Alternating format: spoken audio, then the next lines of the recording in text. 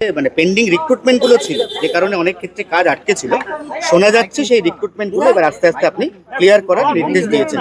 কটা রিক্রুটমেন্ট হতে চলেছে? প্রথম দিনেই গেছিলাম, তখন সেক্রেটারি আর অন্যান্য যারা ছিলেন অফিসারদের সঙ্গে কথা হয়েছে। প্রায় 6,500 একটা শর্টলিস্ট আগে সরকারের সঙ্গে করা হয়েছিল, ওইটা আপাতত রেডি করা হচ্ছে। আমরা ক্যাবিনেটে সিএমের সঙ্গে কথা বলবো, কারণ কি কর্মচারী নাই বলে অনেক জায়গায় কাজ আটকে গেছে। বিশেষ করে যারা প্ল্যানিং করেন, অফিসার আছেন, ইঞ্জিনিয়ার আছেন, সংখ্যা কম, একজন 4টা পঞ্চায়েত দেখেন, ফলে সব ডিলে হয়ে যাচ্ছে। কেন্দ্র তো পয়সা দেবে, পয়সাটা কাজে লাগাবে কি? ইনফ্রাস্ট্রাকচারই নেই। সেই জন্য ইমিডিয়েটে একটা লিস্ট যেটা রেডি আছে ওটাকে আমরা পার করবো। তারপরে ধীরে ধীরে বহু কর্মচারী আছেন যারা ভিন্নভাবে ডিপ্রাইভ আছেন, তাদের কথাও ভাবা হবে। ধীরে ধীরে এটা এগোবে আর কি ব্যাপারটা। এই চাকরিগুলো কি পুজোর মধ্যেই হয়ে যাবে?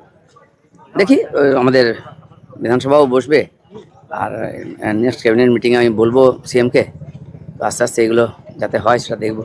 প্রাণী সম্পদে মানে পেন্ডিং রিক্রুটমেন্ট গুলো ছিল, যে কারণে অনেক ক্ষেত্রে কাজ আটকে ছিল। শোনা যাচ্ছে সেই রিক্রুটমেন্ট গুলো এবার আস্তে আস্তে আপনি ক্লিয়ার করার নির্দেশ দিয়েছেন।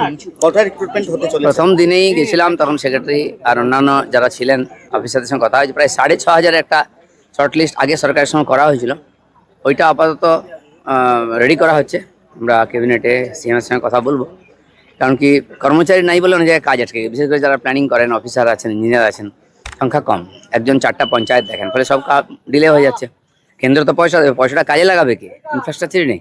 সেই জন্য ইমিডিয়েটে একটা লিস্ট যেটা রেডি আছে ওটাকে আমরা পার করবো। তারপরে ধীরে ধীরে বহু কর্মচারী আছেন যারা ভিন্নভাবে ডিপ্রাইভ আছেন, তাদের কথাও ভাবা হবে। ধীরে ধীরে এটা এগোবে আর কি ব্যাপারটা। এই চাকরিগুলো কি পুজোর মধ্যেই হয়ে যাবে?